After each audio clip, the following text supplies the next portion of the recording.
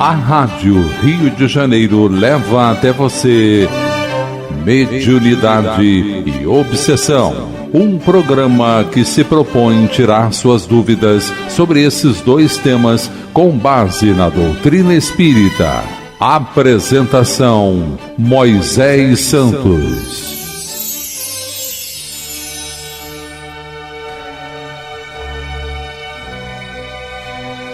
Caríssimos ouvintes da Rádio Rio de Janeiro, eu sou Moisés Santos e este é o programa Mediunidade e Obsessão que você acompanha aqui conosco, meu caro ouvinte.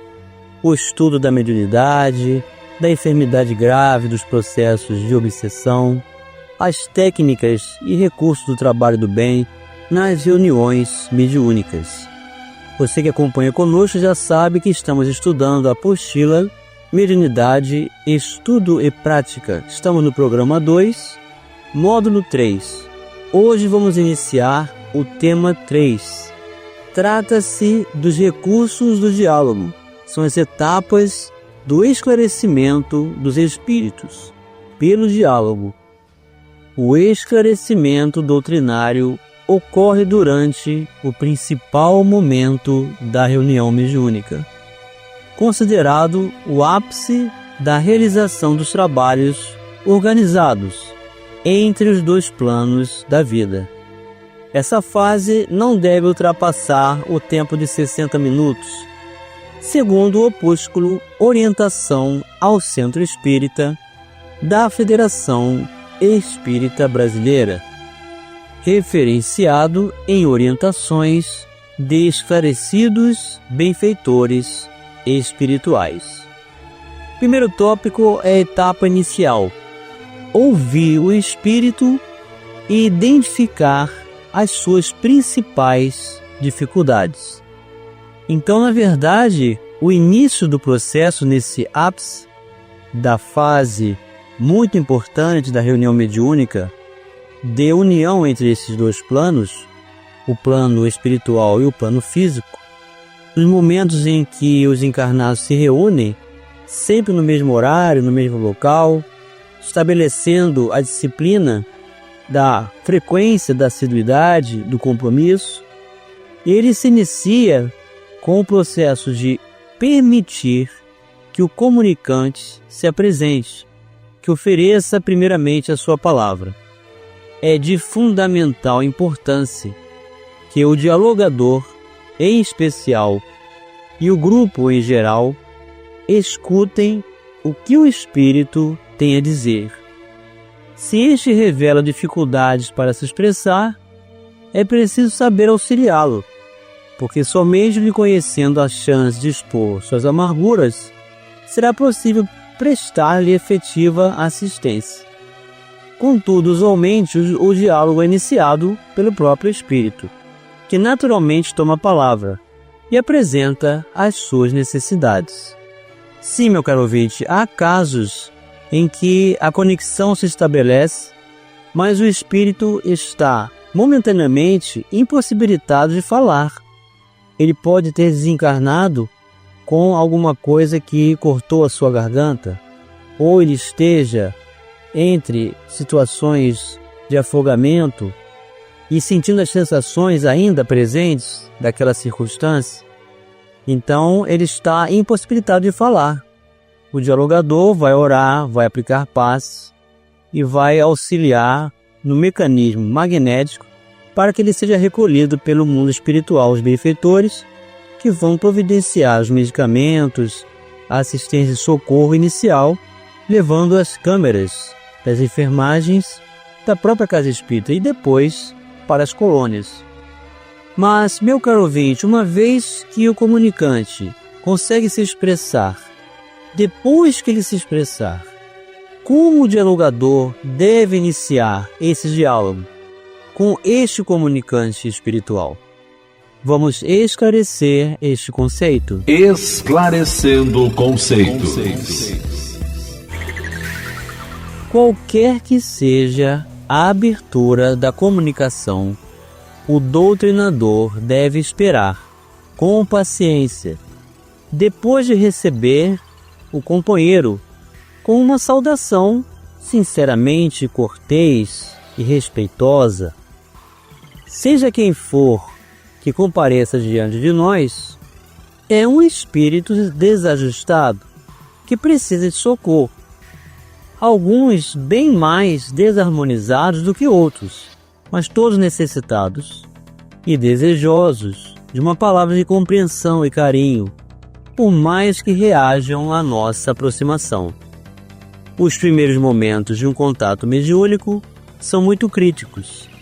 Ainda não sabemos a que vem o espírito, que angústias traz no coração, que intenções, que esperanças e recursos, que possibilidades e conhecimentos.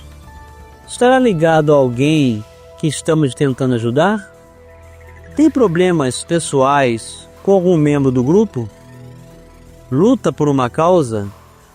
Ignora seu estado ou tem consciência do que se passa com ele? É culto, inteligente ou se apresenta ainda inexperiente e incapaz de um diálogo mais sofisticado? Uma coisa é certa: não devemos subestimá-lo. Pode de início revelar clamorosa ignorância e entrar depois na posse de todo o acervo cultural de que dispõe. Dificilmente o espírito é bastante primário para ser classificado sumariamente como ignorante. Esse trecho, meu caro ouvinte, foi retirado da obra consagrada Diálogo com as Sombras, do autor Hermínio Correia de Miranda. Se o espírito demorar a dar início à fala, o esclarecedor poderá fazer algumas perguntas provocativas, tais como: em que podemos servi-lo? Como se sente? Deseja algo de nós? Então são palavras, são perguntas que o dialogador pode fazer uso para permitir o início do diálogo, porque precisamos saber de quem se trata, qual a intenção, qual a condição do espírito, o que ele pensa, que dúvidas possui e até onde nós poderemos ser úteis, dentro da perspectiva de mantê-lo na serenidade, no equilíbrio, sem lhe causar constrangimento. Não é produtivo forçar a entidade a se identificar, pois talvez não possa fazê-lo em função de seu comprometimento psíquico, de ser desconhecido do grupo, ou mesmo pelos inconvenientes que tal revelação pode causar. A identificação ocorre naturalmente, caso não haja impedimentos. Então, muitas das vezes, o espírito vem tentando encobrir-se e usa aquela tática de condenação, de avaliação pejorativa do que nós estamos fazendo na reunião, desclassificando o núcleo religioso, desconsiderando o evangelho, amaldiçoando a todos, inclusive, apresentando uma ira, uma transformação da personalidade para se esconder de quem realmente ele é. Nós temos que ter a paciência de deixar o espírito permitir-se expor tudo aquilo que ele deseja. O médium psicofônico tem o dever de controlar os excessos, mas é preciso que essa personalidade venha à tona para que ele possa então entrar no diálogo, sentindo o acolhimento, o respeito e reconhecendo que é improdutivo o processo em que se engajou no mecanismo de depreciação de tudo e de todos. Na verdade, ele é um grande enfermo da alma como nós e merece essa paciência, merece a misericórdia, merece a caridade para com os criminosos, como ensina o Evangelho. O comunicante espiritual poderá exibir uma ideia fixa, repetir um mesmo assunto, como se andasse em círculos. Nesse caso, o doutrinador poderá ir fazendo a partes até que o assunto passe a ser conduzido de forma proveitosa e o entendimento se estabeleça. Então o espírito quer ganhar tempo, ele quer fugir das circunstâncias. e fica repetindo a mesma coisa. Nós podemos, com muito respeito, dizer: meu irmão ou minha irmã, você está repetindo o mesmo assunto, está dizendo as mesmas palavras. Chegou o momento de você agora nos ouvir. Então o médium psicofônico vai travar o comunicante e ele vai precisar ouvir tudo que é necessário. Ele não está ali à toa, ele está ali para ser ouvido e também ouvir. Em qualquer situação, deve-se evitar o monólogo ou diálogos muito longos. As monopolizações por parte do comunicante espiritual ou do doutrinador são sempre indesejáveis. Então, nenhum dialogador vai fazer palestra ou citar passagens do Evangelho ou frases prontas, decoradas. É preciso fazer do diálogo como se realmente a pessoa está ali presente e precisa realmente de algo normal, de uma normalização de recursos articulados dentro das possibilidades de entendimento para ambos, sem que um tome uma parte indefinida no seu processo de diálogo, no caso o monólogo. A reunião torna-se extremamente cansativa, porque ocorre dispersão mental e de fluidos. Tudo é muito bem calculado, todos os recursos são muito bem estruturados, administrados, geridos antecipadamente. Então, se desgastar em pontos de vista, em imposições e constrangimentos, ou disputas de pensamento e ideias, isso vai promover uma dispersão mental, uma desconexão com o propósito do mundo superior e o desgaste de fluidos de todos. É contraproducente. Então nós temos que direcionar o diálogo para que ele tenha um objetivo a ser alcançado. Há participantes que podem até ser dominados pelo sono. Outros permanecem distraídos, alheios às lições transmitidas. Tudo isso compromete o êxito e a produtividade da reunião. Então é por isso que os membros de uma reunião mediúnica precisam estar muito conscientes de suas escolhas na realização desse trabalho.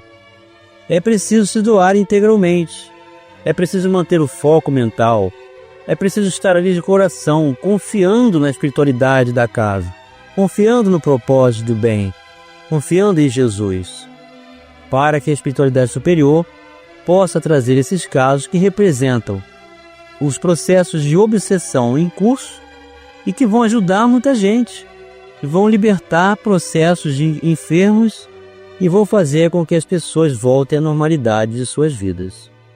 Vamos continuar estudando as etapas do diálogo com o comunicante espiritual já no próximo bloco. A Rádio Rio de Janeiro está apresentando Mediunidade e Obsessão.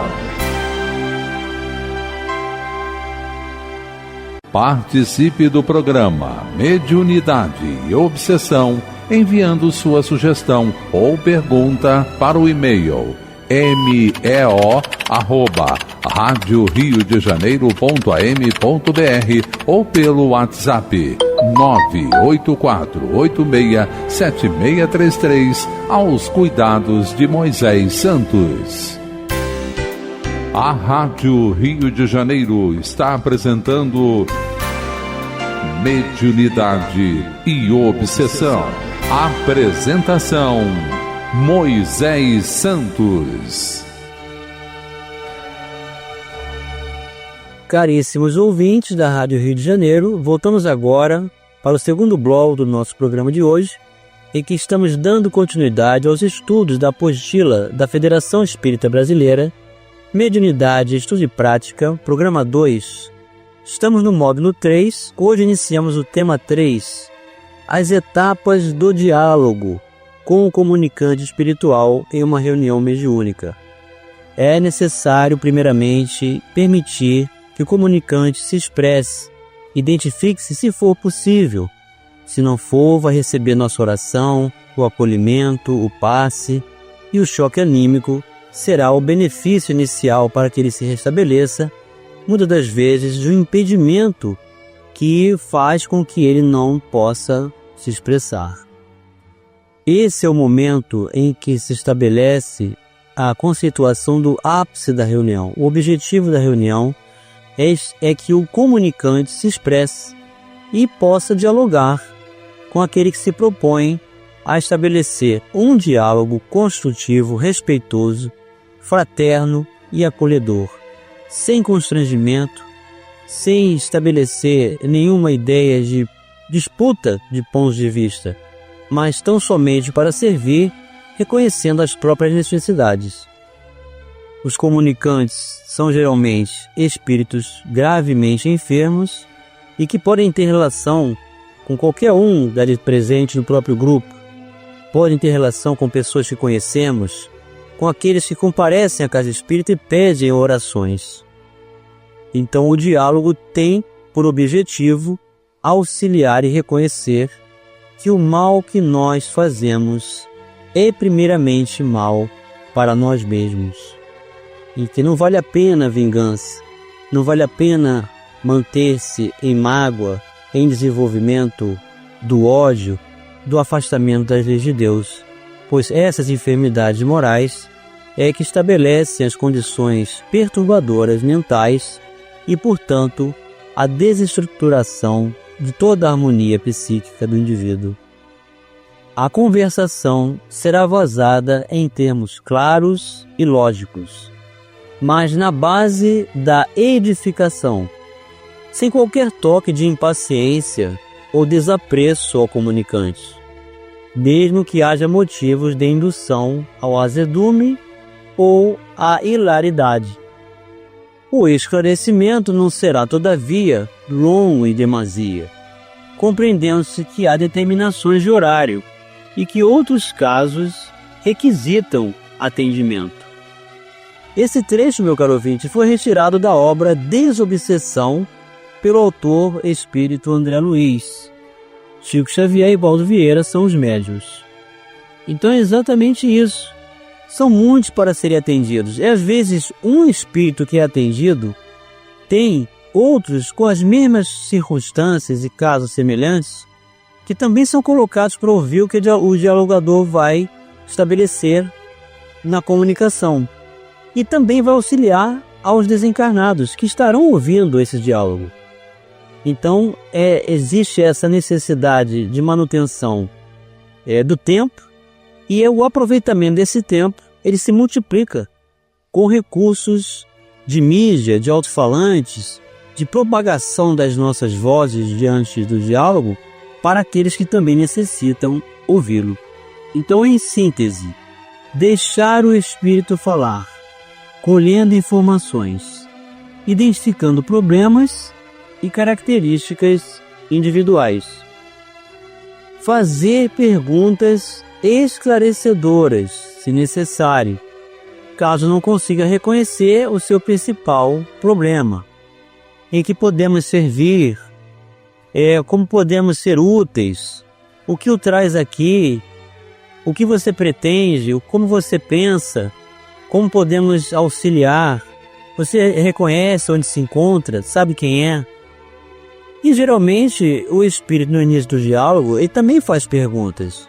Ele pergunta se nós fazemos parte de alguma corte de julgamento, se onde se encontra, se ele é um prisioneiro, se ali é um hospital, do que se trata, qual a religião que está sendo idealizada para estabelecer esse concurso de trabalho, como ele foi parar ali, é uma das perguntas mais frequentes, porque eles estavam em algum ambiente diferente. Quando desencarnam, não se dão conta que desencarnaram. São trazidos sem saber que foram trazidos. Então ficam à mercê de graves dúvidas. Nós não podemos, em todos os casos, estabelecer esclarecimentos para surpreendê-lo com a ideia de que ele está desencarnado. Apesar dele saber intuitivamente que está numa circunstância diferenciada, nós não podemos dizer para ele que ele já morreu e vai tomar um susto muito grande. Nós temos que contornar essas perguntas e dizer: você está entre amigos, você está numa casa do trabalho do bem, do amor, pode-se dizer com Jesus, Aqui nós somos, se ele perguntar qual a religião de vocês, nós somos espíritas. O que é o espiritismo? Vamos explicar. É o cristianismo redivivo na Terra, é Jesus voltando aos nossos corações, e nós estamos motivados nesse sentido para recebê-lo. Então, manter-se no foco do problema apresentado é a melhor forma de auxiliar. Ficar atento às ideias fixas que podem dificultar ou impedir o diálogo.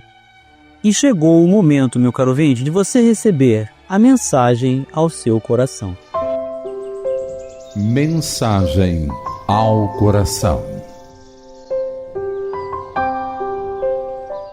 Do livro Opinião Espírita, pelos espíritos Emmanuel e André Luiz, e os médiuns Francisco Cândido Xavier e Valdo Vieira. O capítulo 15, sob o título Ao Médium Doutrinador. Referência do Livro dos Médiuns, questão número 182. Meu amigo, considera na mediunidade uma poderosa alavanca da expansão do espiritismo, reconhecendo, porém, que a doutrina espírita e o serviço mediúnico são essencialmente distintos entre si. Todos os encarnados são médiuns e antigos devedores uns dos outros. Nunca destaques um gênero de mediunidade como sendo mais valioso que outro, sabendo, no entanto, que o exercício mediúnico exige especialização para produzir mais e melhores frutos, a benefício de todos. A mediunidade existe sempre como fonte de bênçãos, desde que exercida com devotamento e humildade. No burilamento de faculdades mediúnicas, situa a feição fenomênica no justo lugar, para não te distraíres com superfluidades inconsequentes. O aspecto menos importante da mediunidade reside no próprio fenômeno. Relaciona-te, pois, com o fenômeno quando ele vem a surgir espontaneamente em tarefas ou reuniões que objetivem finalidades mais elevadas, que não o fenômeno em si, usando equilíbrio e critério na aceitação dos fatos.